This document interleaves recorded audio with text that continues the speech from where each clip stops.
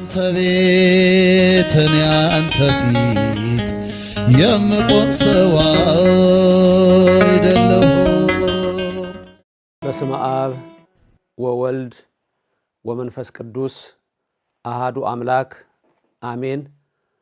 ክርስቶስ ተንሳ ሙታን በአቢይ ኃይል ወስልጣን አሰሮ ለሰይጣን አጋአዞ ለአዳም ሰላም እሚእዜሰ ኮነ ፍስሐ ወሰላም። አእይንተ እግዚአብሔር አበው ካህናት አሃው ዲያቆናት የቤተ ክርስቲያን ጌጦቿ ምእመናን አባቶች እናቶች ወንድሞችና እህቶች እግዚአብሔር አምላክ የሚወዳችሁ ሕፃናት ጭምር ሰላም እግዚአብሔር ከሁላችን ጋራ ይሁን። የእመቤታችን ቅድስተ ቅዱሳን ምልዕተ ክብር ምልዕተ ውዳሴ መዝገበ ጸሎት አቁራሪተ መዓት ሰዓሊተ ምሕረት እማምላክ ወላዲተ አምላክ ረድኤቷን በረከቷን አማላጅነቷን በኔም በባሪያው በእናንተም በሁላችን ላይ ያሳድርልን። ክርስቶስ ሞትን ድል አድርጎ ተነሳ። በታላቅ ኃይልና ስልጣን ሰይጣንን አሰረው፣ አዳምንም ነፃ ወጣው። ከእንግዲህ በኋላ ሰላምና ፍስሐ ለሁላችንም ሆነ ይሁን በሚል በበዓለ ሃምሳ ሰላምታዬን ጀምሬያለሁ። እንደምን አላችሁ? ባላችሁበት ሁሉ አሁንም የአብ ጸጋ ይደርባችሁ፣ የወልድ ቸርነት አይለያችሁ፣ የመንፈስ ቅዱስ ኅብረት አንድነት ይደርባችሁ። የእመቤታችንን ደግሞ ፍቅሯን በልቡናችን ጣዕሟን በአንደበታችን ጸጋዋን በሰውነታችን ያሳድርልን። ረድኤተ እግዚአብሔርን አጋዥ በማድረግ ዛሬ የምንመለከተው ትምህርት የሚያተኩረው በቅድመ ዕርገት ጊዜ ዕርገት ድህረ ዕርገት ላይ ይሆናል። ይህ ማለት ቅድመ ዕርገት ያለው አጠቃላይ የአምላካችንን ታሪክ ሳይሆን ልክ ባረገባት ዕለት ባረገባት ሰዓት ከማረጉ በፊት ምን ተደረገ፣ ባረገ ጊዜ ምን ተደረገ፣ ካረገ በኋላ ደግሞ ምን ሆነ። ይህን ታሪክ በሉቃስ በተጻፈው በሐዋርያት ሥራ ምዕራፍ 1 ላይ የምንመለከተው ይሆናል። አምላካችን በእኔም በእናንተ ይደር። የነቢያት የሐዋርያት የሊቃውንትን ጉባኤ የባረከ እግዚአብሔር የእኛንም ይባርክልን። ስለ ዕርገት እንግዲህ ዕርገትን ሁል ጊዜ ሐሙስ ቀን ነው የምናከብረው። ጌታችን ያረገበትን 40ኛው ቀን ሐሙስ ላይ ነው የሚውለው። ብዙ ስለ ዕርገት ተምራችኋል፣ አውቃለሁ፣ ተምረናል። አባቶቻችን መምህራንን የቤተ ክርስቲያናችንን ሊቃውንት ዕድሜና ጤና ሰጥቶ ይጠብቅልን።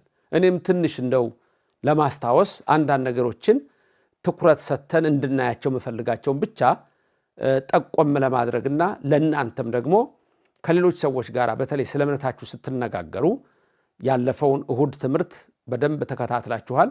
ጌታችንና አምላካችን መድኃኒታችን ኢየሱስ ክርስቶስ ከሰማይ ሰማያት የወረደው ማን እንደሆነ በብዙ መንገድ ደግሞ ከኖስቲሲዝም ከተባለው የነ ሞንታነስ የነ ሴረንቱስ የነ ኢቦን የተለያየ የግኖስቲኮች ትምህርት ምንፍቅና የተነሳ እነ አሪዮስ እነ መቅዶኒዮስ እነ ንስጥሮስ እንዴት እንደካዱ፣ ከዛም በኋላ ደግሞ እነ አውጣኪ እነ ሰባሊዮስ እነ አቡሊናሪዮስ እነ አርጌንስ እነ ማኒ ሌሎችም እነ ጳውሎስ ሳምሳጢን የመሰሉ ታላላቅ የመናፍቃን መሪዎች እንዴት እንደተነሱ አይተናል። ዛሬም በዚህ ትምህርት ውስጥ የምንመለከተው አብይ ጉዳይ ምንድን ነው? እንዳልኳችሁ ቅድመ ዕርገት፣ ጊዜ ዕርገት፣ ድህረ ዕርገት። ልክ ክርስቶስ ከማረጉ በፊት ያለችውን ሰዓት፣ ባረገ ጊዜ ያለውንና ካረገ በኋላ ያለውን ስንመለከት ማን ነው ኢየሱስ ክርስቶስ የሚለውን በዚህ ውስጥ በጉልህ እንመለከታለን። ትምህርታችን እንዳልኳችሁ የተመረኮዘው በረከቱ ይደርብንና ከአራቱ ወንጌላውያን አንዱ በሆነው በገጸ ላሂም በመተመሰለው በቅዱስ ሉቃስ የሐዋርያት ሥራ ላይ ይሆናል። በነገራችን ላይ ቅዱስ ሉቃስ ወንጌሉንም የጻፈው እሱ ነው። የሐዋርያት ሥራንም የጻፈው እሱ ነው። በረከቱ ይደርብን። የአምላኩ በረከት በእኔም በእናንተ ላይ ይሁን።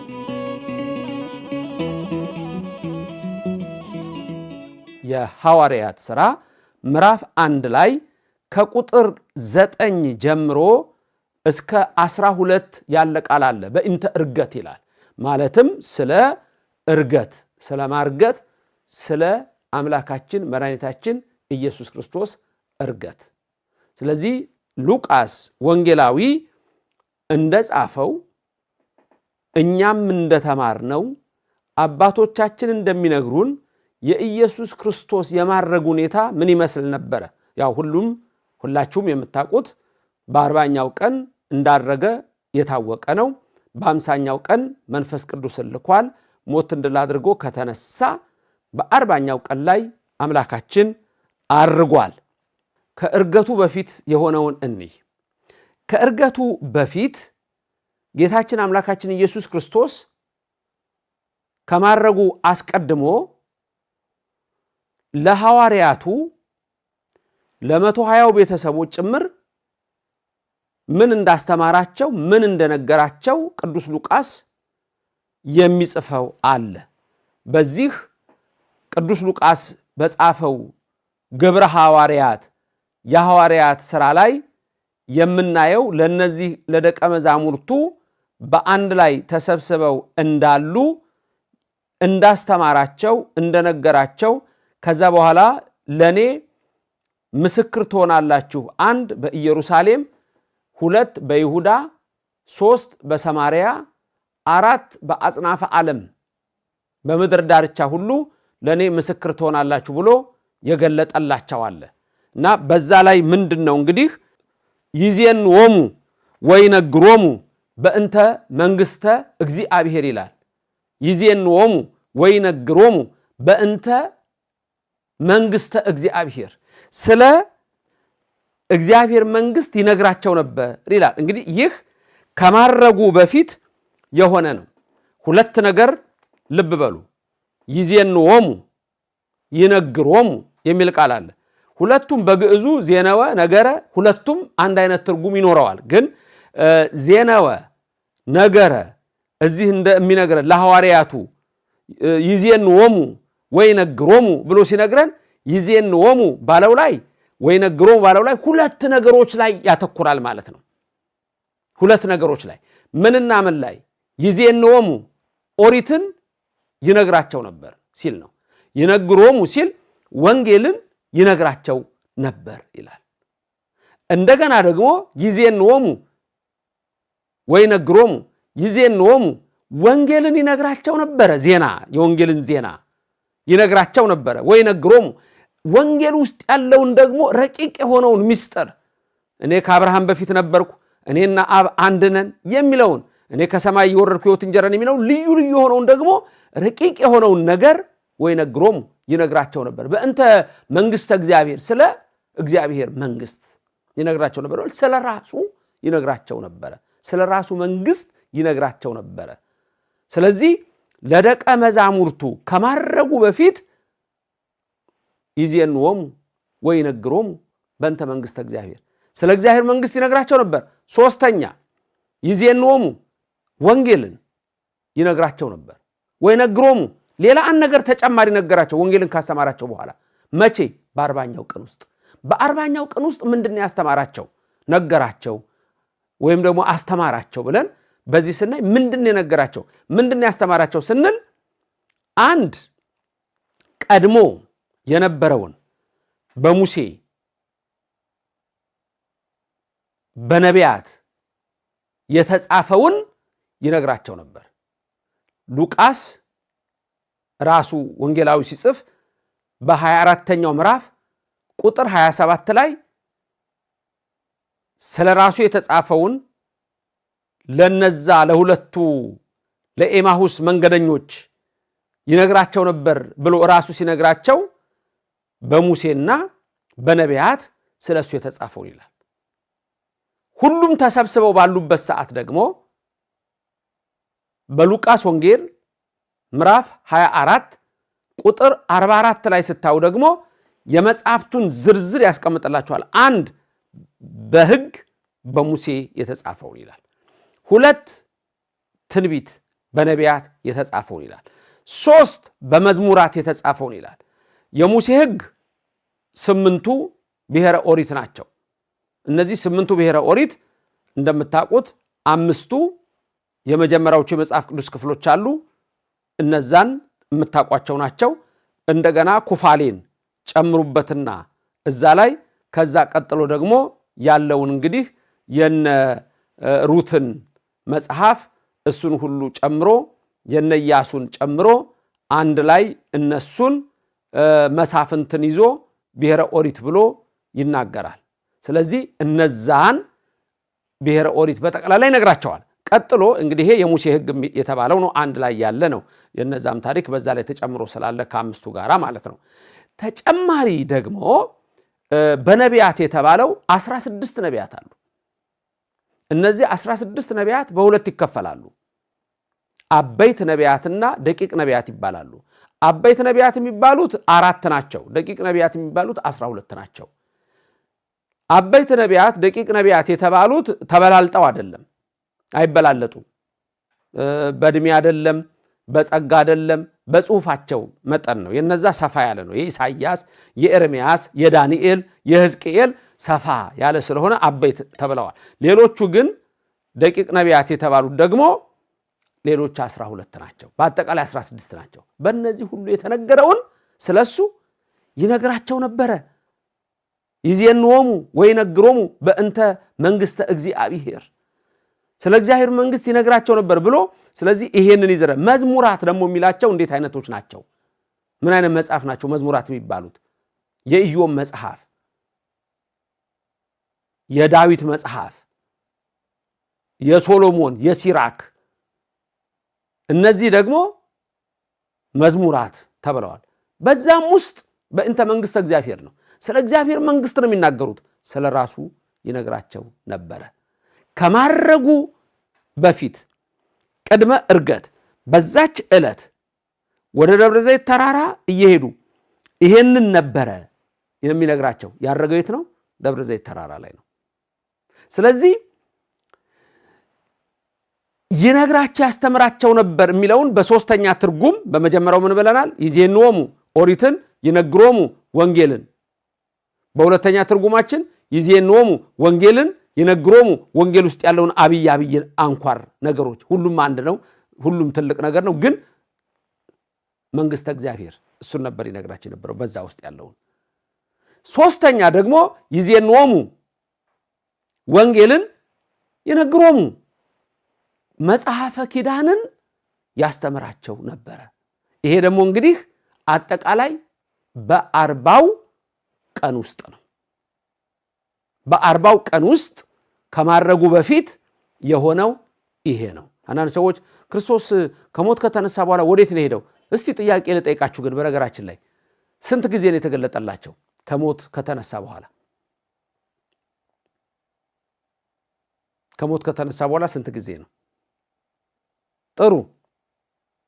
በጉባኤ 3 ጊዜ ነው የተገለጠላቸው። 3 ጊዜ ተገልጦ አስተምሯቸዋል። ለየግል ግን በተለያየ መንገድ፣ ለአንዱ በሌላ መንገድ፣ ለአንዱ በሌላ መንገድ ወደ ኤማሁስ ሄዱ የተገለጠላቸው አሉ። አትክልት ስፍራ እነ ማርያም ቆሞ የተገለጠላቸው አለ። በእንዲህ አይነት ሁኔታ ለተለያዩ ሰዎች ተገልጦላቸዋል። እሱ ሳይቆጠር በጉባኤ ግን የተገለጠላቸው 3ቱ መገለጥ ነው።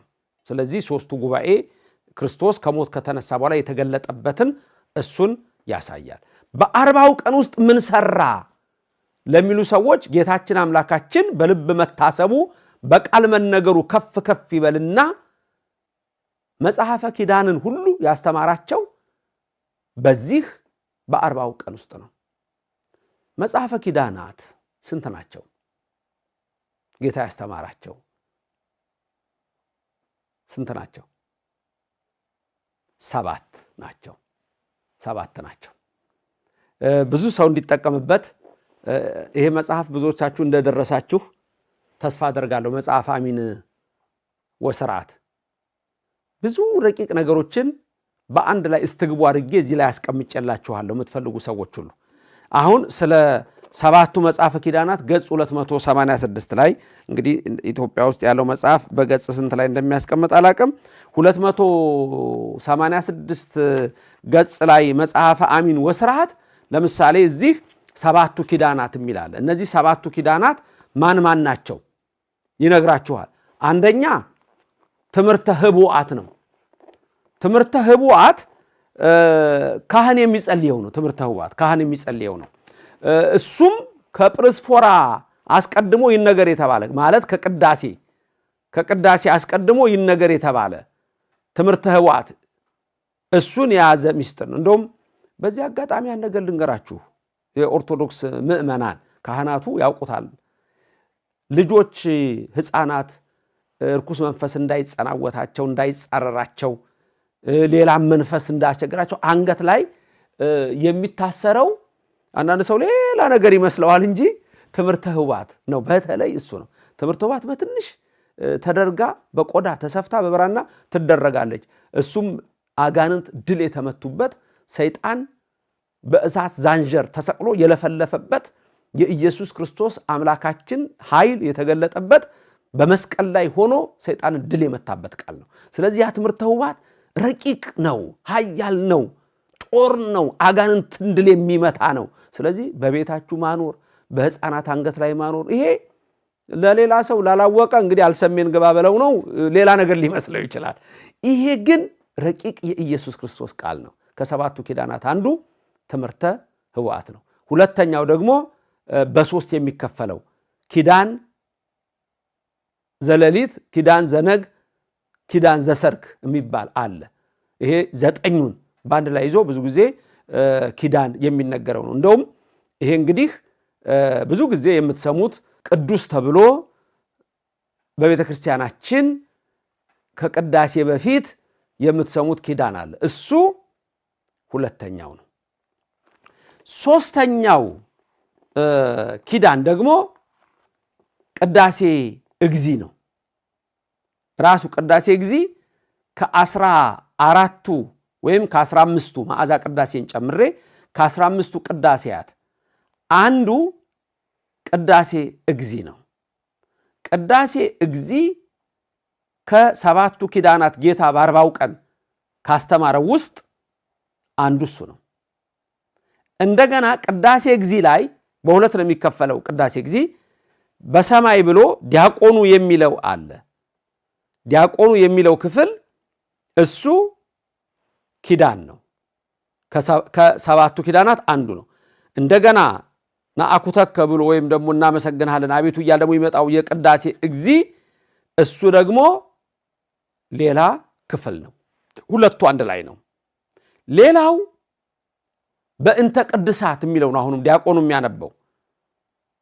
የሚያነበው በእንተ ቅድሳት የሚለው ጸሎት ቅዳሴ ላይ ያ ጌታችን መድኃኒታችን ኢየሱስ ክርስቶስ ለሐዋርያቱ በ40 ቀን ውስጥ ካስተማራቸው እንደው ስለ ሁሉም ነገር የሚጸለይበት እንቁ የሆነ ረቂቅ የሆነ እኛም ምእመናንም ሁሉ ጊዜ እናንተ እንማልዳለን እንደምትሉት ዲያቆኑ ስለዚህ እንማልዳለን ስለዚህ እንማልዳለን ያለ ጀምሮ አንድ ስለምታደርግ ሥጋውና ደሙ እግዚአብሔር በይቅርታው እንዲያደርገን ዘንድ እያለ የሚጸልየው ጸሎት አለ አሜን ኪሪያ ላይሶ አሜን አቤቱ ይቅር በለን ምንለው በእንተ ቅድሳት አንዱ የኪዳን ጸሎት ነው ከሰባቱ ሌላ እንግዲህ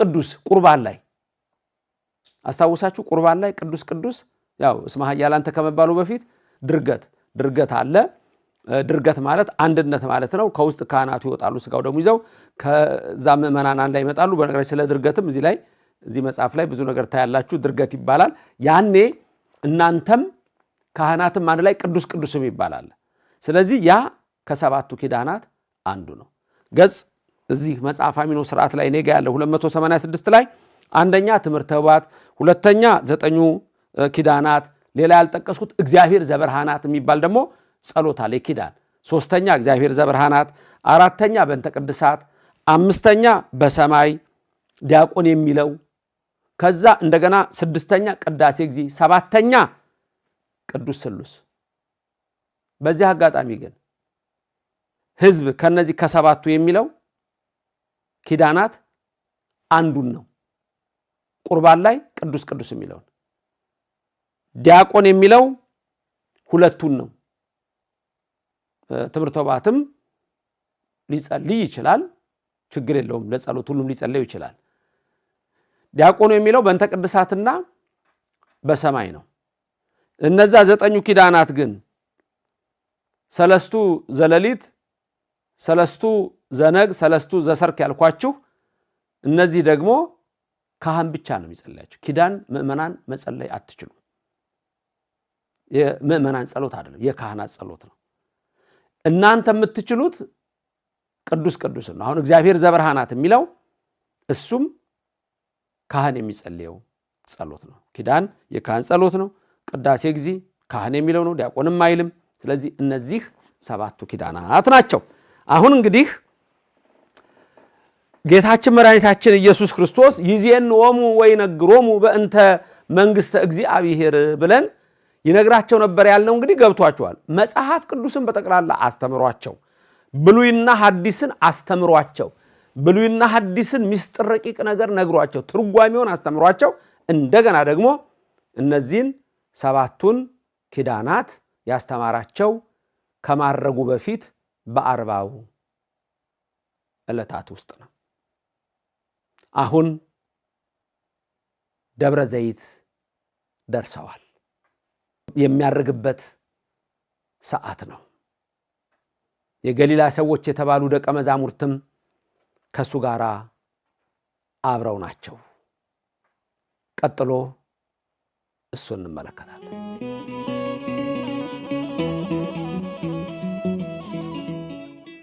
እሺ፣ አሁን ደብረ ዘይት ነው ያሉት። ጌታችን መድኃኒታችን ኢየሱስ ክርስቶስ ከሞት ከተነሳ ስንተኛው ቀን ነው? 40ኛው ቀን ነው። ልክ ደብረ ዘይት እንዳሉ አጥብቆ የነገራቸው ነገሮች አሉ። አንደኛ ለኔ ምስክር ትሆናላችሁ፣ ምስክሬ ትሆናላችሁ አላቸው። በመጀመሪያ አዘዛቸው። አዘዞሙ ኢይጻኡ እምኢየሩሳሌም፣ ከኢየሩሳሌም እንዳይወጡ አዘዛቸው። አንትሙሰ ንበሩ ሀገረ ኢየሩሳሌም እስከ ትለብሱ ኃይለ እምአርያም፣ ከሰማይ የሚመጣ ኃይል መንፈስ ቅዱስን እስከምትለብሱ ድረስ ከዚች ከኢየሩሳሌም ከተማ አትውጡ አላቸው። መንፈስ ቅዱስን ካገኛችሁ በኋላ ግን ኢየሩሳሌም ከተማ አትቀመጡም አላቸው። ትእዛዝ ሰጣቸው። ወትከውኑኒ ሰማዕትየ በኢየሩሳሌም፣ በኢየሩሳሌም ምስክሮቼ ትሆናላችሁ። ወበኩሉ ይሁዳ፣ በይሁዳ ምድር ሁሉ ምስክሮቼ ትሆናላችሁ። በሰማርያ፣ በሰማርያ ሁሉ ወሰማርያ በሰማርያ ሁሉ ምስክሮቼ ትሆናላችሁ።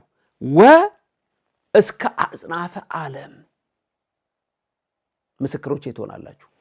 ከኢየሩሳሌም እንዳትወጡ፣ 1 በኢየሩሳሌም ምስክር ትሆኑኛላችሁ። 2 ወበኩሉ ይሁዳ፣ በይሁዳ ሁሉ አውራጃዎች ምስክር ትሆኑኛላችሁ። 3 ወሰማርያ፣ በሰማርያ ሁሉ ምስክር ትሆኑኛላችሁ። 4 በኢየሩሳሌም፣ በይሁዳ አውራጃ፣ በሰማርያ ከተሞች ብቻ ተወስናችሁ አትቀሩም። ወእስከ አጽናፈ ዓለም፣ እስከ ዓለም ዳርቻ ድረስ፣ ወእስከ አጽናፈ ምድር፣ እስከ ምድር ዳርቻ ድረስ በአራቱም ማዕዝናት ሰማዕት ያለ ምስክሮቼ ትሆናላችሁ ብሎ ይሄንን ነገራቸው። ልክ ይሄንን ነግሯቸው ይሄን እያላቸው ወዘንተ እንዘ ይብልዎሙ ተለአለ ይላል። ይህንን እያላቸው ደመና አንስታ ከፍ አረገችው። ወነሰአቶ ደመና ይላል። ደመና አፍ በርገድ አርጋ ብሎ ብድቅ አደረገችው ይላል። እንግዲህ እሱ ራሱ ሲያርግ ማለት ነው። ደመና መጥቶ ልክ ለነሱ እንደሚሆነው እንደሚታያቸው ደመና ይመጣና በደመናው ሲያርግ ይታያቸዋል። ወዘንተ እንዘ ይብልዎሙ ነው የሚለው። ይሄንን እየነገራቸው እንዳለ ምን እየነገራቸው እንዳለ ምስክሮቼ ትሆናላችሁ ከኢየሩሳሌም ከተማ እንዳትወጡ ወንጌልን ለዓለም ሁሉ ተሰብካላችሁ መንፈስ ቅዱስን እስተምታገኙ ቀን ድረስ ግን ንበሩ ሀገረ ኢየሩሳሌም ከኢየሩሳሌም ከተማ እንዳትወጡ አዘዞሙ እይጻኡ እምኢየሩሳሌም ከኢየሩሳሌም ከተማ እንዳትወጡ ብሎ አዘዛቸው ለምን እንግዲህ መንፈስ ቅዱስና ኃይል ሳያገኙ ሄደው ወጥተው ቢያስተምሩ ፍሩሃን ናቸው ይደነግጣሉ ታስታውሱ ከሆነ እንግዲህ እነ ቅዱስ ጴጥሮስ ሰውየውን አላቀውም ይያሉ ጴጥሮስ ብቻ አይደለም ቅዱስ ጴጥሮስ ብቻ አይደለም ሐዋርያት ሁሉ አላውቀውም ይያሉ ሲክዱት ነበር መንፈስ ቅዱስና ኃይል ግን ከሰጣቸው በኋላ ካገኙ በኋላ ከአብ የሚወጣው መንፈስ ቅዱስ ካገኙ በኋላ እነዚህ ሐዋርያት ፈሪ የነበሩት ፍሩሃን የነበሩት ጥቡዓን ሆነው ኃያላን ሆነው በቃ ሰይፍ ስለት ቢያሳዩአቸው እሳት ቢያነዱባቸው የማይፈሩ ኃያላን ሆነዋል ስለዚህ የመንፈስ ቅዱስን ኃይል እስተምታገኙ በኢየሩሳሌም ከተማ ድረስ ቆዩ አላቸው ልክ ይሄን እየተነጋገሩ ወዘንተ እንዘ ይብሎሙ ተለአለ ከፍ ከፍ አለ ወነሰዓቶ ደመናም ተቀበለችው እሱ ከፍ አለ ገባ ማለት ነው ደመና ውስጥ እንግዲህ ይህ የመድኃኒታችን የኢየሱስ ክርስቶስ እርገቱ ነው በልብ መታሰቡ በቃል መነገሩ ከፍ ከፍ ይበልና ከቤተ ክርስቲያናችን በዓላት አንዱ የኢየሱስ ክርስቶስ በዓል ይሄ ነው ወአርገ ሰማየ እንዘ እሙንቱ ይንጽሩ ሀቤሁ ይላል ደቀ መዛሙርቱ እያዩት ወደ ላይ ወጣ ወአርገ ሰማይ ወደ ሰማይ አረገ ወጣ እያዩት ነው የሚለው እሙንቱ ይንጽሩ ሀቤሁ እነሱም ወደሱ እያዩ ከዛ እንደውም ቀጥሎ ምን ይላል ወተሰወረ እምአይንቲሆሙ ይላል ከዓይናቸው ተሰወረ አረገ ወጣ ከዓይናቸው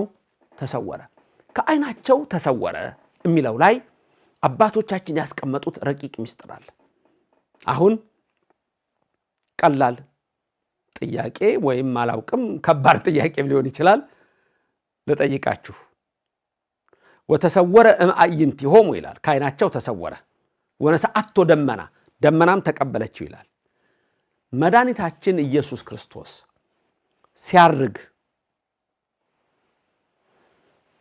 በምን አይነት ሁኔታ ነው ያረገው በርቀት ነው ያረገው ወይስ በርህቀት ነው ያረገው መጀመሪያ የርቀትና የርህቀት ልዩነቱ ምንድነው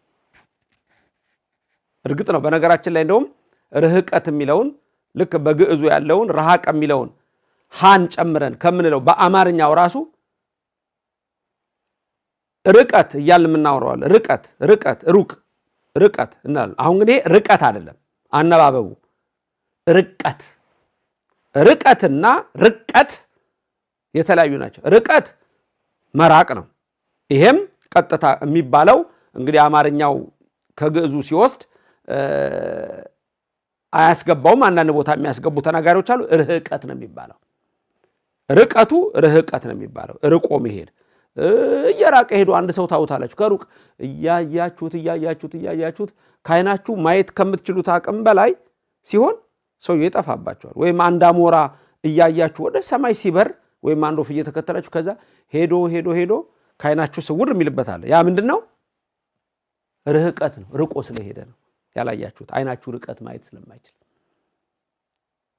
ወተሰወረ እምአይንቲሆሙ ወነሰዓቶ ደመና ተቀበለችው ከዓይናቸውም ተሰወረ ይላል መቼ ነው የተሰወረው እነሱ በዛ ሰዓት እንዘ እሙንቱ ይንጽሩ ሀቤሁ ወደሱ እያዩ ነው ስለዚህ ምንድነው ልዩነቱ ርቀትና ርቀት ርቀት አይደለም አሁንም ልብ በሉ ርቀት ሳይሆን ርቀት ካነጋገሩ ጀምሮ ርቀት ማለት መርቀቅ ርቅቅ እያለ መሰወር ነው ማለት መጥፋት ነው የሚጠፋው አሁን ምኑ ነው ረቀቀ ብንል ተነስተን አሁን ይሄን መጽሐፍ ይዤ ረቀቀ ብላችሁ ልክ እዚህ ጋር ከመኖር ወደ አለመኖር ሲለወጥ ምን ሆነ ይሄ መጽሐፍ ረቀቀ ርቅቅ አለ ከዛ ጠፋ ማለት ነው። እንዲህ አድርጌ ግን ወስጄ እንዲዤው ሄጄ ይሄን መጽሐፍ ማየት ያቀታችኋል። ለምን? ስለረቀቀ ስለጠፋ አይደለም፣ ስለራቃችሁ። ርቀት እና ርቀት ልዩነታቸው ይሄ ነው። ስለዚህ እንደውም በትክክል ከተናገራችሁ ጥሩ አማርኛ በደንብ በመናገር የሚችል ሰው ርህቀት ብሎ በዚህ ይጽፈዋል። ርቀትም ቢባል አነጋገሩ ያስታውቃል። ርቀት አለ፣ ርቀት ትንሽ ጠበቅ ያለ አነጋገር አለው። መድኃኒታችን ኢየሱስ ክርስቶስ ወነሰዓቶ ደመና ተቀበለችው። እንደገና ደግሞ ምን አለ? ወተሰወረ እምአዕይንቲሆሙ እነሱ እሙንቱ ይነጽሩ ሀቤሁ እያዩት ቆመው ሳሉ ደመና ስትቀበለው አዩ። ሲወጣ ሲያርግ ተመለከቱ።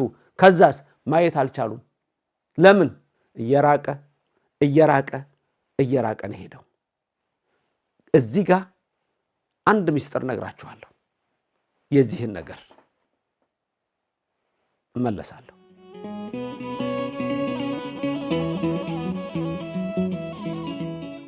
የልዑል እግዚአብሔር ሰላሙ የእመቤታችን ምልጃ አሁንም ከኛ ጋር ይሁን። እግዚአብሔር ይባርካችሁ። ቃሉን የምትሰሙ እናንተ ክርስቲያኖች፣ የድምጽ የሚሰማችሁ ይሄ ምስል የሚታያችሁ ሁሉ እዚህ ጋር እንግዲህ ትኩረት እንድትሰጡ የፈለኩት ነገር አለ።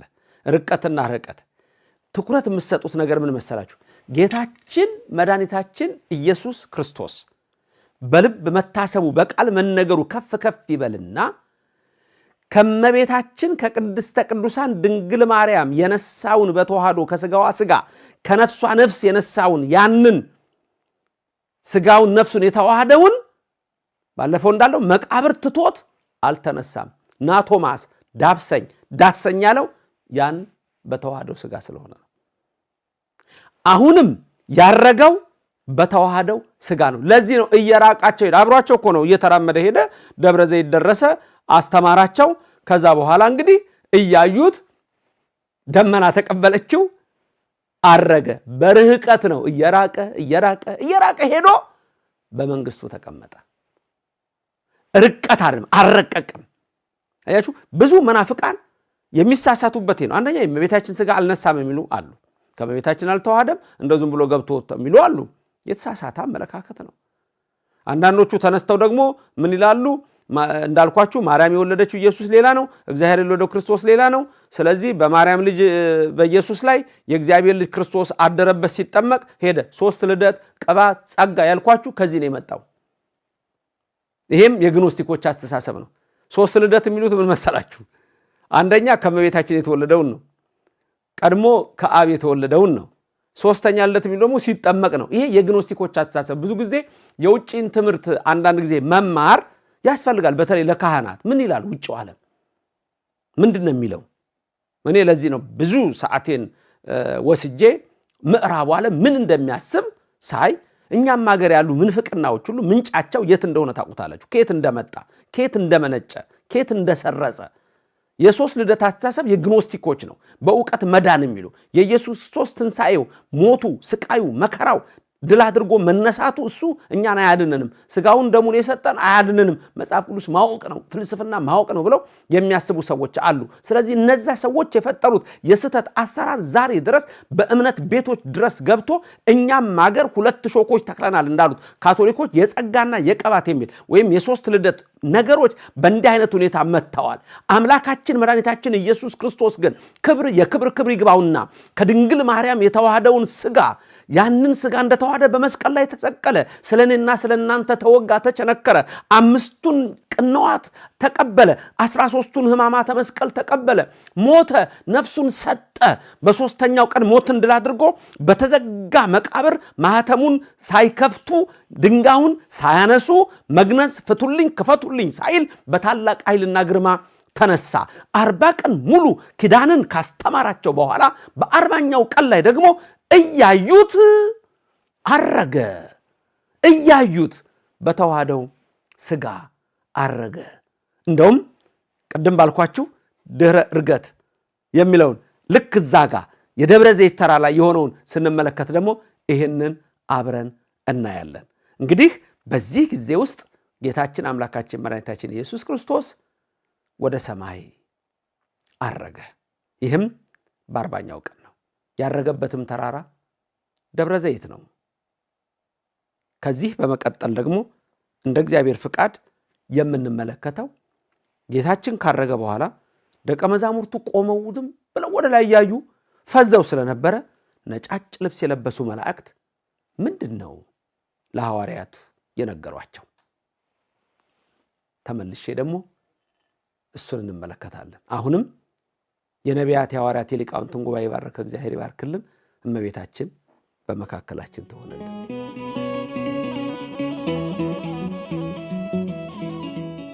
የአቢላክ ቴሌቪዥን ተከታታዮች በመላው ዓለም ሆናችሁ ደግሞ እንደዚሁ ደግሞ በተለያየ መልኩ ይህን ትምህርት የምትከታተሉ ወገኖቼ አሁን ድህረ ዕርገት ልክ ጌታ ካረገ በኋላ እንግዲህ ሄደ ብለናል።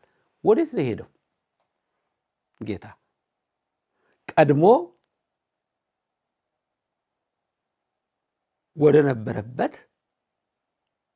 ወደ ክብሩ ተመለሰ። ወንጌል ስታነቡ ብዙ ጊዜ ወደ ቀደመ ክብሩ ይመለሳል፣ ወደ ቀደመ ክብሩ ይመለሳል የሚለውን ልብ በሉ። ቅድም ጠቅሰን የነበረው የሉቃስ ወንጌል ምዕራፍ 24ንም ስትመለከቱ መድኃኒታችን ኢየሱስ ክርስቶስ ለደቀ መዛሙርቱ የነገራቸው ምንድነው? መከራን ይቀበላል፣ በሶስተኛው ቀን ይነሳል፣ ወደ ቀደመ ክብሩ ይመለሳል የሚለውን አታውቁም ምን ነበር ያላቸው። ስለዚህ ወደ ቀደመ ክብሩ ይመለሳል፣ ሄደ፣ አረገ፣ ወጣ። ልበ አምላክ ዳዊት የሚናገረው አለ። የማቴዎስ ወንጌልም ላይ የምትመለከቱት አለ 22ኛው ምዕራፍ ላይ ይመስለኛል ወደ ቁጥር 45 ጀምሮ ፈሪሳውያን ተሰብስበው ወደሱ ከመጡ በኋላ ስለ ክርስቶስ ምን ይመስላችኋል ብሎ ጠይቋቸው ነበር። የማንስ ልጅ ነው ብሎ ጠይቋቸው ነበር። ትዝ ይላችሁ ከሆነ አስታውሳችሁት የወንጌሉን ቃል የማንስ ልጅ ነው ምን ይመስላችኋል አላቸው። የዳዊት ልጅ ነው አሉት። ታራ ዳዊት ልጁ ከሆነ እንዴት እንደገና ዳዊት አምላኬ ጌታዬ እያለ ጠራው ቢላቸው መልስ የላቸው። ለምን? እዚህ መሆኑን አውቀዋል። ስለ ክርስቶስ ያውቃሉ፣ ሰውነቱን ያውቃሉ። ከሰማይ የመጣ አምላክነቱ ግን አልገባቸውም። ቅድም ግኖስቲኮች አልን እንጂ የምንፍቅና ምንጮች ደግሞ ጸሐፍት ፈሪሳውያን ሰዱቃውያን ናቸው። ከነሱ የመጣ አስተሳሰብ የተጣመመውን ነው ተከትለው እነዛ የሚሄዱት። ስለ ክርስቶስ ምን ይመስላችኋል? የማንስ ልጅ ነው? የዳዊት ልጅ ነው አሉና መለሱ። ተኩራሩ። የዳዊት ልጅ ነው ክርስቶስ። የዳዊት ልጅ እንደሚመጣ መሲህ እናውቃለን። ታዲያ ዳዊት እንዴት አምላክ ያለው? በጣም የሚገርም ነው። ዛሬም በተለያዩ እምነቶች ውስጥ ኢየሱስ ክርስቶስን አማላጅ የሚሉ፣ ኢየሱስ ክርስቶስን ፍጡር የሚሉ፣ ኢየሱስ ክርስቶስን እንደ ሰው የሚያዩ፣ እንደ ነቢይ የሚቆጥሩ ለሰማት ጠራሩ ክብር ምስጋና ይግባው ሎቱ ስብሐትና እሱ ግን ልንገራችሁ ወደ ቀደመ ክብሩ ተመለሰ ሲል አምላክ ወልደ አምላክ ከሰማይ ሰማያት የወረደ እኮ ነው። ሁሌኛ እሱን ነው የምንለው። ከሰማይ ሰማያት ወርዶ ከድንግል ተወልዶ ነው የምንለው እኮ። አባቶቻችን እኮ አስተምረውናል። የኦርቶዶክስ ልጆች እኮ የትም ልትሄዱ አይገባችሁም፣ ወደ ከንቱ ነገር እንዳትገቡ፣ ወደ ምንፍቅና እንዳትገቡ፣ ወደ ጨለማ እንዳትሄዱ፣ ወደ ክደት እንዳትሄዱ፣ ወደ ምዕራብ ተረት እንዳትሳቡ፣ ወደ ስምንተኛው ሺህ ከንቱ አስተሳሰብም ተወስዳችሁ እንዳትጠፉ በአንዲቱ እምነት ልትጸኑ፣ በተዋህዶ ልትጸኑ፣ በክርስትናችሁ ልትጸኑ፣ በኦርቶዶክስ ልትጸኑ ይገባችኋል። ታዲያ ልጅ ነው? የዳዊት ልጅ ነው። ታዲያ ዳዊት ለምን አምላክ ያለው? መልስ የለም። ዳዊት ብሎት ነበረ።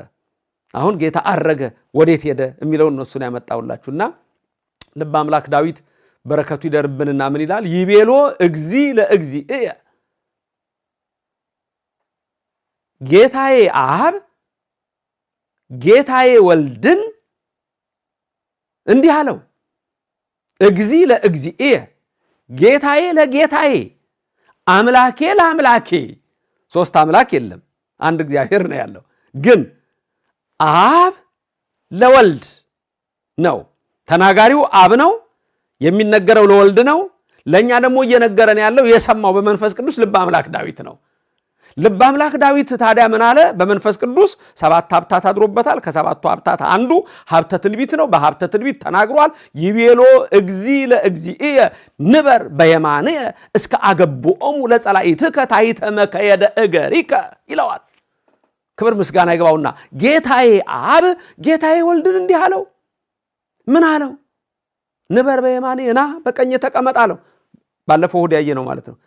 ና በቀኝ ተቀመጣለሁ። ማንን ነው ና በቀኝ ተቀመጣለሁ? ስጋ እያዩት ወነሰአቶ ደመና ሄደ ወተሰወረ አዕይንቲሆሙ ርቆ ሄደ በዘላለም መንግስቱ በመንግስተ ሰማያት በመዘላለም በጽርሐ አርያም በእግዚአብሔርን በማናቀው ሱራፌል ኪሩቤል ዝም ብለው ያለማቋረጥ የሚያመሰግኑ ጸወርተ መንበር ተሸክመው ወደሚሄዱት ወደ ዙፋኑ ተመለሰ።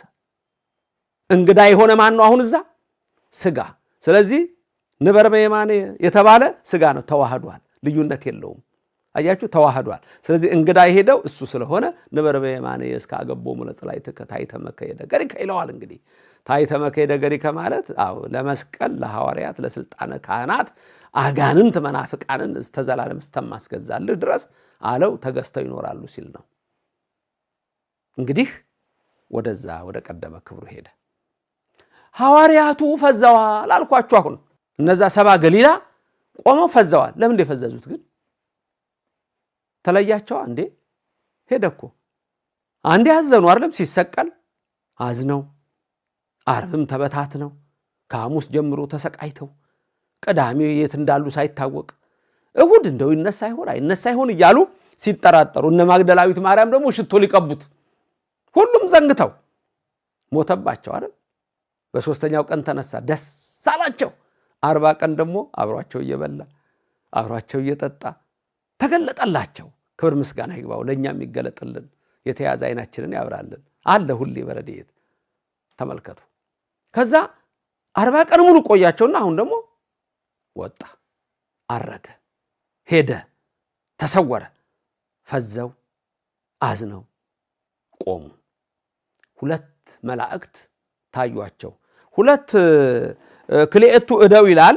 በሰው አምሳል ስለተገለጡ በ2 ሰዎች አምሳል ስለተገለጡ እነሱን 2 የገሊላ እናንተ የገሊላ ሰዎች ብለው ተገለጡላቸው ይላል። 2ቱ መላእክት ይላል። ወአስተርአዮሙ ክልኤቱ እደው ወቆሙ ሀቤሆሙ ወይለብሱ ጻዕዳ ይላል።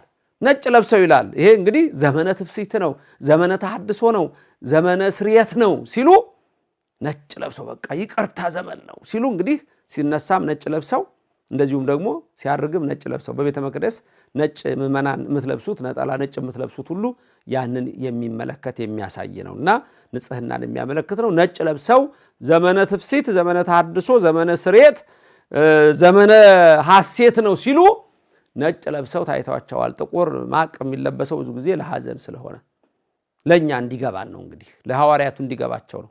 ነጭ ለብሰው ታዩአቸው። ከዛ በኋላ ምንድነው ያለው መልአኩ? የገሊላ ሰዎች ወይ የልወሙ አንትሙ 70 ገሊላ ምንትኑ ቆምክሙ ትርአዩ ሰማየ ይላቸዋል። መልአኩ ይናገሯቸዋል። መላእክቱ ምንድነው እናንተ የቆማችሁት? ተመልከቱ። ለምንድነው የቆማችሁት? እንደዚህ ፈዛችሁ ደንግጣችሁት የቆማችሁት ለምንድነው?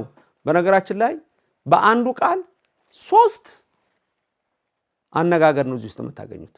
መላእክቱ የተናገሩት 3 ነገር ነው በዚህ ቃል ውስጥ። ለምንድነው የቆማችሁት? እዚህ እንደሚነግረን አንትሙ 70 ገሊላ አንትሙ 70 ገሊላ ምንትኑ ቆምኩ ትርእዩ ሰማየ ይላቸዋል። አንደኛ ምንትኑ፣ ሁለተኛ ላይ ደግሞ ለምንት ለምን፣ ሶስተኛ ላይ ደግሞ ምንተ ትርአዩ ብሎ ይጠይቃቸዋል። እነዚህ 3 አሉ። ተመልከቱ። አንደኛው ላይ እንዳልኳችሁ ምንድነው የቆማችሁት? ምንትኑ ብሎ ነው የሚጠይቃቸው። ምንትኑ እናንተ የገሊላ ሰዎች ወደ ሰማይ እያያችሁ ምን ነው ቆማችኋል ለማለት ነው። ምንትኑ ቆምክሙ ይላቸዋል።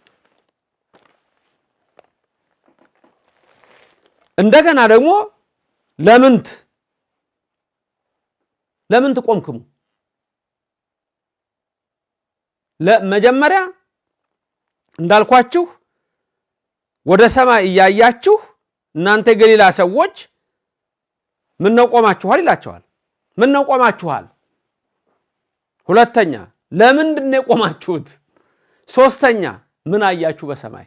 አንደኛ ሰማይ እያያችሁ ምን ነው ቆማችኋል? ሰማይ እያያችሁ የቆማችሁት ምን ነው ይላቸዋል። 2 ሰማይ እያያችሁ ለምን ቆማችኋል ይላቸዋል። 3 ምን እያያችሁ ነው? ምን ታያላችሁ? ምን ተትራዩ? ምን እያያችሁ ነው አላቸው። 3 ነገሮች እዚህ ውስጥ ልብ ማለት ያስፈልጋል። እዚህ ውስጥ ምን መሰላችሁ? አንደኛ እንዳልኳችሁ ፈዘው ደንግዘው ቆመዋል። ወደ ሰማይ ያያችሁ ምን ነው ቆማችኋል ማለት እንዴ? በቃ ነገራችሁ እኮ እንዴ? ሂዱ እንጂ አንተ ሙሴ ነበሩ ሀገረ ኢየሩሳሌም እስከተለብሱ ኃይለ ማርያም ተብላችኋል እኮ ትእዛዝ ሰጥቷችኋል። ሂዱና ሱባኤያችሁን ጀምሩ እንጂ ሂዱ፣ ጸሎት ወደ ጸሎት ግቡ፣ ሂዱ አንድ ላይ ተቀመጡ፣ ከዛ በኋላ መንፈስ ቅዱስ ይመጣል በእናንተ ላይ ብሏችኋል እኮ። ምን ነው አሁንም ቆማችኋል እንዴ? እየነገራችሁ ቆማችኋል። አንዳንድ ሰው አለ እንዴ አሁንም እዚህ ሆነ እንዴ ይባላል። ተልኮ አንተ ልጅ ይሄን አርገልኝና እንዴ አሁንም እዚህ ሆነ እንዴ አንቺ ምን ነው አላዘዝኩሽም? አሁንም እዚህ ሆነሽ እናንተ የገሊላ ሰዎች ምን ነው ቆማችኋል እንዴ? ነገራችሁ እኮ። ለምን ተቆምኩም? ለምን ነው የቆማችሁት ይላቸዋል። ደግሞ አምላክ ሲያርግ ልታዩ አይደለምን የቆማችሁት? ይሄንን ልትመሰክሩ አይደለም? ይሄን ልትናገሩ አይደለም የቆማችሁት? አዎ ይሄንን ድንቅ ነገር ልታዩ ቆማችኋል። ታድለዋል እኮ ሐዋርያት። እስመ ብዙኃን ነቢያት ወጻድቃን ፈተዩ ይረአዩ አንትሙ ዘትርእዩ ወይርእዩ ወፈተው ይስምዑ አንትሙ ዘትሰምዑ ወይሰሙ ወለክሙ ሰብጽዋታ አይንቲክሙ ለርያ ወአእዛኒክሙ ለሰማ ይላል እኮ አይደለም? ሁሌ በቅዳሴያችን እንደምንለው በወንጌሉ የነገረን ይሄን አይደለም? ብዙ ነቢያት ጻድቃን ማየት ፈለጉ አላዩም፣ መስማት ፈለጉ አልሰሙም። እናንተ ግን አያችሁ፣ ሰማችሁ። ያዩ አይኖቻችሁ፣ የሰሙ ጆሮቻችሁ ብፁዓን ናቸው። እናንተ ሐዋርያት ንዑዳን ክቡራን ናችሁ አላቸው መልአኩ። ከዛስ ምን ተራዩ አላቸው? ደግሞ ምን አያችሁ? አምላክ ሲያርግ አያችሁ አይደል? በሉ ሂዱ ይህን ተናገሩ አረገ ብላችሁ። ዛሬ ይሄ ነው እንግዲህ ብዙ መናፍቃን ብዙ ከሃዲያን ሳይገባቸው ያ ወደ ሰማይ ያረገው አምላክ መሆኑን ያልተረዱ ሰዎች በዚህ ነው ትልቁ ርቀታቸው። ያ ወደ ሰማይ ያረገው እግዚአብሔር ነው። ሂዱ መስክሩ፣ ለዓለም መስክሩ ሊብሏችሁ የለ በኢየሩሳሌም ወበኩሉ ይሁዳ በይሁዳ ሁሉ ወሰማርያ በሰማርያ ሁሉ ወስከ አጽናፈ ምድር እስከ ምድር ዳርቻ በአራቱ ማዕዝናት ለሁሉም መስክሩ ሊብሏችሁ የለ። ሂዱ እግዚአብሔር አረገ በሉ። እንደ ዳዊት ዘምሩ፣ ሂዱ አምላክነ በሉት፣ ኢየሱስ ክርስቶስን ንጉሥነ በሉት። አማላጅ አይደለም፣ ነብይ አይደለም፣ አምላክ ነው፣ ንጉሥ ነው፣ ንጉሠ ነገሥት ነው። ሂዱ ስበኩ፣ ተናገሩ፣ ምስክር ሁኑኝ ለዓለም ሁሉ ነው ያላቸው እኮ። ቅዱስ ዳዊት እንደሱ አይደል ያለው? መቼም እኔ ቀላል ጥያቄ እላችኋለሁ ወይ እንግዲህ ለእናንተ ከብዶ እንደሆነ አላቅም እንጂ አሁንም አንድ ቀላል ጥያቄ ልጠይቃችሁና ልበ አምላክ ዳዊት በመዝሙር 46 ላይ እስቲ የተናገረውን በዚህ ዘላለም ያስቀምጥላችኋል፣ ታውታላችሁ። ምንድነው የምጠይቃችሁ ቀላል ጥያቄ? ማን ያረገው? አብ ነው?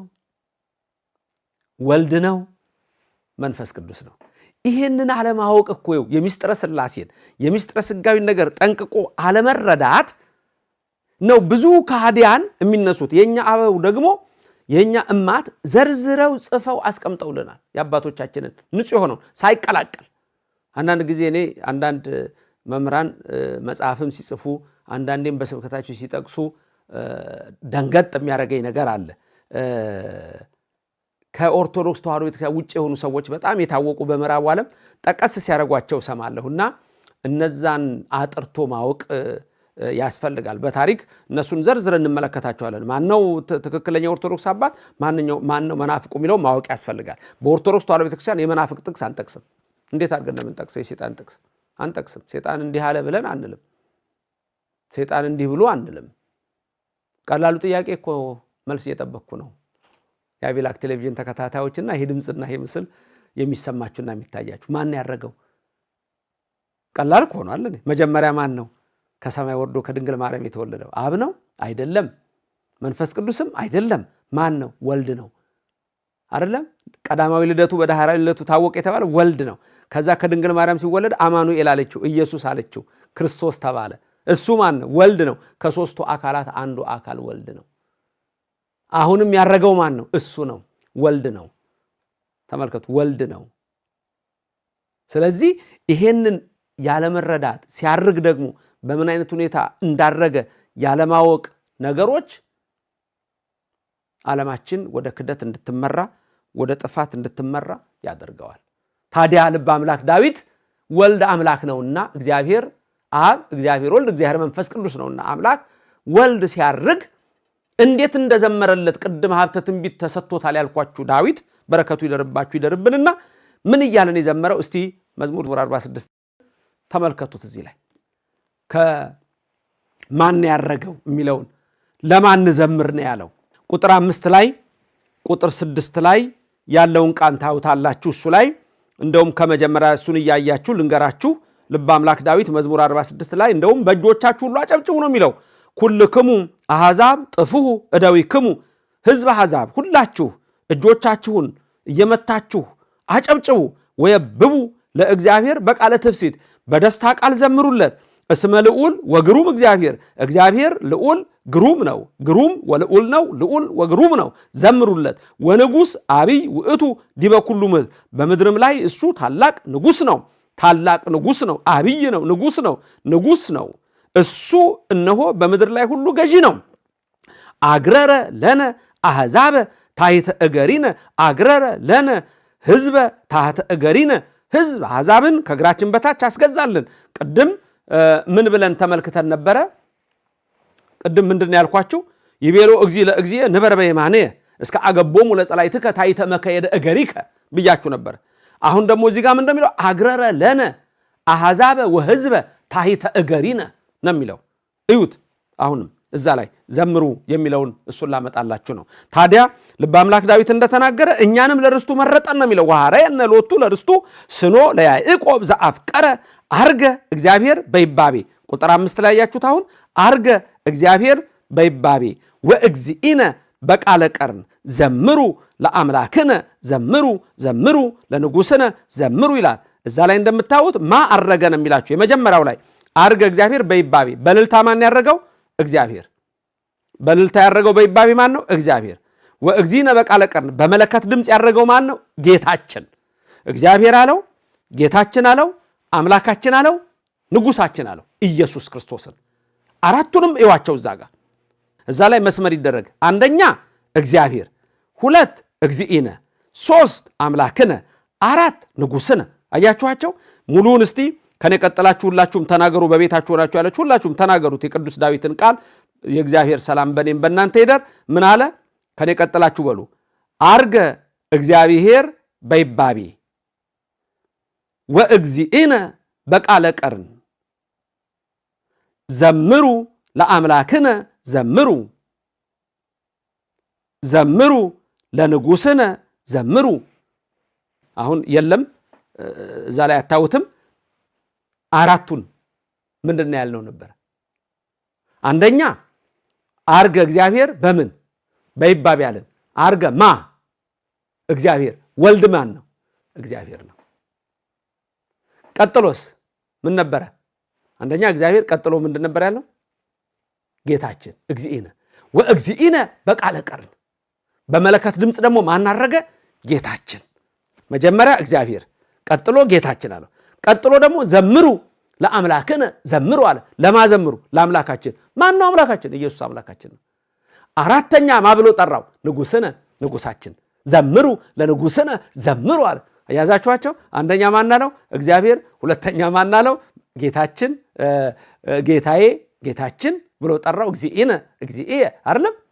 ስለዚህ ጌታችን መጀመሪያ ምን ብሏል ብያችኋለሁ። በሌላ ቦታ ላይ ይቤሎ እግዚእየ ብሎታል። ጌታዬ፣ ጌታዬን። ስለዚህ ለእግዚእነ ጌታን አምላኬ እግዚአብሔር ንጉሴ እያለ ነው የሚጠራው። ተመለሱና እዩት፣ ተመለሱና እዩት። አራቱንም ተመልከቱ። እንግዲህ በዚህ መልክ ነው አሁን ልክ እንደምታዩት። ከዛ ልበ አምላክ ዳዊት ምን ይነግራችኋል መሰላችሁ? እስመ ንጉሥ እግዚአብሔር ለኩሉ ምድር፣ ለምድር ሁሉ ገዥዋ ነውና ዘምሩ ልበወ ነግሰ እግዚአብሔር ላይ ለኩሉ አሕዛብ፣ በአሕዛብ ሁሉ ላይ ነግሷል ይልና እግዚአብሔር እሰ ይነብር ዲበ መንበሩ ቅዱስ። እግዚአብሔር እሰ ይነብር ዲበ መንበሩ ቅዱስ። ወገኖቼ እግዚአብሔር በዘላለም መንግስቱ በላይ ስለሚኖር የምድር ገዢም ቢሆን የሰማይም ገዢ ቢሆን እግዚአብሔር ይነብር ዲበ መንበሩ ቅዱስ። በሰማይ መንበሩ ጸወርተ መንበር ተሸከሙት ዘላለም የሚኖር ነው። ቀድሞም አልጎደለ፣ ሰው ቢሆንም አልጎደለ፣ አልተለወጠም። ተመልከቱ ማኅተመ ድንግልናዋን እንዳለወጠ ከሷ ሲጸነስ ሲወለድ አምላካችን ኢየሱስ ክርስቶስ የሱም አምላክነቱም ቢሆን አልተለወጠም። ለሙሴም የነገረው ሐመልማል ከነበልባል ነበልባል ከሐመልማል ተዋህዶ በዛ ጳጦስ በተባለችው ዕፅ ያሳየው ረቂቅ ምስጢር በኮሬብ ምድር በሲና ተራራ ይሄን ነበረ። ስለዚህ ወገኖቼ ያ ያረገው አምላካችን ኢየሱስ ክርስቶስ እሱ እግዚአብሔር ነው፣ ጌታችን ነው። እሱ አምላካችን ነው። እሱ ንጉሳችን ነው። የመጨረሻ ክፍል አለችኝ ተመልሼ በሷ እቋጫለሁ። ይሄም ሌላ አንድ ነገር አለ መላእክቱ የተናገሩት ይህ ከዚህ ወደ ላይ ሲወጣ ያያችሁት ልክ እንደዚሁ ተመልሶ ይመጣል ይላል። እሷን ተመልክተን የዕለቱን ትምህርት እናበቃል።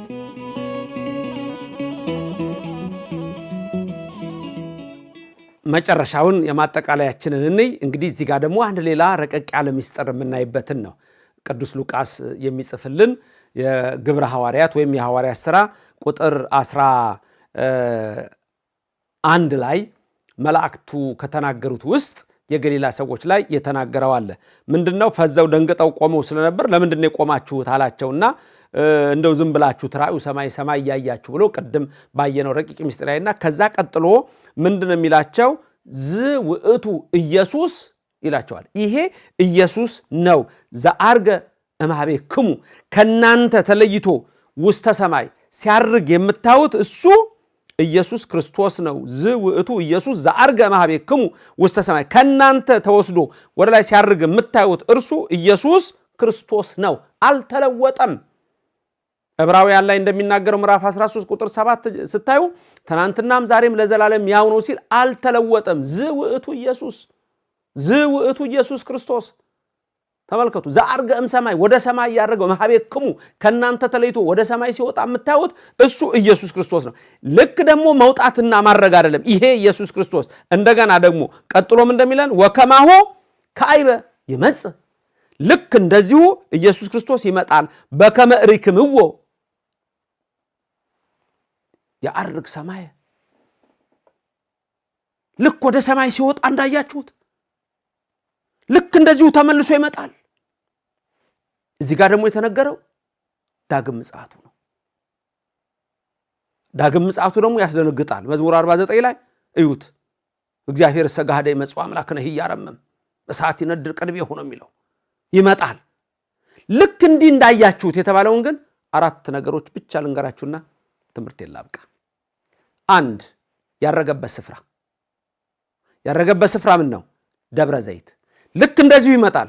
ደብረ ዘይት ተራራ ላይ እግሩ ይረግጣል። ነቢዩ ዘካርያስ በረከቱ ይደርብን ያምላኩ በረከት በእኔና በእናንተ ላይ ይሁንና ምዕራፍ 14 ላይ ይህን ይነግረናል። የደብረ ዘይት ተራራ ላይ እግሩ ይረግጣል። ሲመጣ የደብረ ዘይት ተራራ ላይ ነው። በነገራችን ላይ ማቴዎስ 24 ስለ ፍጻሜው የዓለም ፍጻሜ የነገራቸው ደብረ ዘይት ተራራ ላይ ነው። አሁንም ያረገው ደብረ ዘይት ተራራ ላይ ነው። ተመልሶም የሚመጣው ይህ ወደ ሰማይ ሲወጣ ያያችሁት ወከማሁ ከአይበ ይመጽእ ልክ እንደዚሁ ይመጣል። ከአይበ ይመጽእ እንደገና ይመጣል። ዳግም ምጽአት። ስለዚህ ደብረ ዘይት ተራራ ላይ ይመጣል። ሁለተኛ ያረገው በክበበ ትስብእት ነው፣ በሰውነቱ ነው። ቅድም እንዳነሳ ነው ያን ከመቤታችን የተዋሃደውን ሥጋ አልተወውም። በዛ በተዋሃደው ሥጋ በክበበ ትስብእት አርጓል። ማቴዎስ 25:31 ልክ እንደዛው በክበበ ትስብእት ይመጣል። ራእይ 1:8 የወጉት ሁሉ ያዩታል። እንደዛው ይመጣል በክበበ ትስብእት በተዋሃደው ሥጋ። እረኛ በጎቹን ከፍየሎቹ ለይቶ በጎቹን በቀኙ ፍየሎቹን በግራ አደረጋቸው የሚለው ጻድቃንን በቀኙ ኃጥአንን በግራው አደረጋቸው ይላል። ይመጣል እንደዚሁ ወካዕበ ይመጽእ ዝውእቱ ኢየሱስ ክርስቶስ። ይሄ የምታዩት ኢየሱስ ክርስቶስ ነው። ወካዕበ ይመጽእ ልክ እንደዚሁ ደግሞ ይመጣል። ወደ ሰማይ ሲያርግ እንዳያችሁት አመጣጡ እንደዚህ ነው። 2 በክበበ ትስብእት። 3 መላእክት አሉ አብረው ጌታችን ሲያርግ መላእክቱ ቆመው እንዳያችኋቸው ሲመጣም እልፍ አላፋት ከሆኑት መላእክት ጋር ነው የሚመጣው። ልክ ሲወጣ እንዳያችሁት ወካዕበ ይመጽእ ልክ እንደዚሁ ተመልሶ ይመጣል። 4ኛ ጌታችን በልብ መታሰቡ በቃል መነገሩ ከፍ ከፍ ይበልና ሲያርግ ዝም ብሎ አይደለም ያረገው። ዳዊት ምን ብሏል? ዝማሬ ያለ አላለም፣ ቅዳሴ ያለ አላለም፣ ግና ያለ አላለም፣ ውዳሴ ያለ አላለም። በስልጣን ነው አላለም፣ በይባቤ ነው አላለም።